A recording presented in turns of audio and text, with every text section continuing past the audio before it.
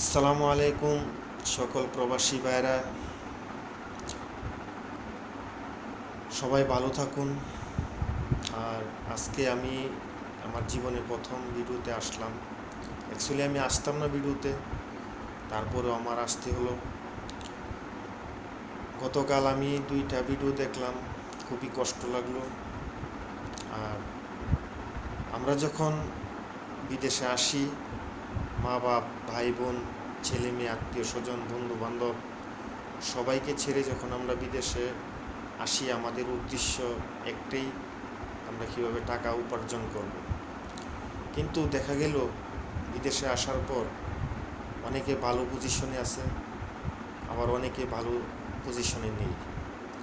মাসের পর মাস যাচ্ছে, ঠিকমতো বেতন পাচ্ছে না, খাইতে পাচ্ছে না, আরামে গোসল করতে পারছে না।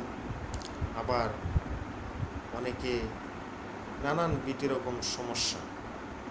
তো অ্যাকচুয়ালি যখন আমরা দেশের বাড়িতে ফোন দিই বন্ধু বান্ধবের কাছে, তখন ওরা প্রায়ই বলে যে পাশের বাড়ির লোক টাকা পাঠাচ্ছে, লক্ষ লক্ষ টাকা, তোরা কী করিস। তখন যদি ওদেরকে বুঝাতে যাই, তখন ওরা জিনিসটা বুঝতে চেষ্টা করে না। অনেকেই বলে টাকা হাতে রাখতেছি, জমাইতেছি পার্সোনালভাবে। তো অ্যাকচুয়ালি বিষয়টা তা না।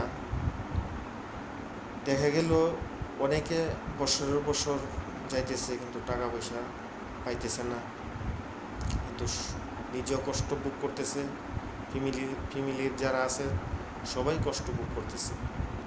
কিন্তু এত কষ্ট করেও সবাইকে বোঝাতে পারছে না যে আমি কষ্টতে আছি। সবাই জিনিসটা শেয়ার করতে চায় না।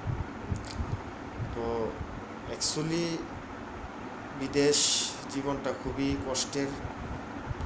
আর এই জিনিসটা সবাই বুঝতে চায় না। আবার যারা বিদেশ আছে, হয়তো ওরা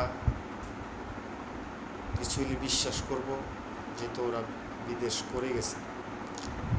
আর আরেকটি বিষয়, যখন মাসের মাস চলে যায়, টাকা পয়সা দিতে পারে না, প্রায় সময় বন্ধু বান্ধবও বলে যে টাকা পয়সা নিজে ক্যাশ করতেছি। অ্যাকচুয়ালি এটা খুব কম, 5% টাকা পয়সা লাগতেছে, আর 95% ফ্যামিলিতে টাকা দিতেছে। এর মেঝে 70% টাকা পাচ্ছে না। তো আপনারা যারা বাংলাদেশে আছেন, আমার এই ভিডিওটা যদি দেখুন, যদি কোনো সময় বিদেশ আসার নাম লন, তাহলে নিজস্ব কোনো রূপ থাকলে আপনারা বিদেশে আসবেন। আর কোনো দালাল যদি বলে, তাহলে মিথ্যা কথা বলে আনবো। আর যদি পার্সোনাল কোনো নিজস্ব কোনো রূপ দালাল থাকে, তাহলে ওদের মাধ্যমে বিদেশে আসবেন। এই বলে আমার কথা শেষ করলাম। সবাইকে ধন্যবাদ। আসসালামু আলাইকুম ওয়া রাহমাতুল্লাহ।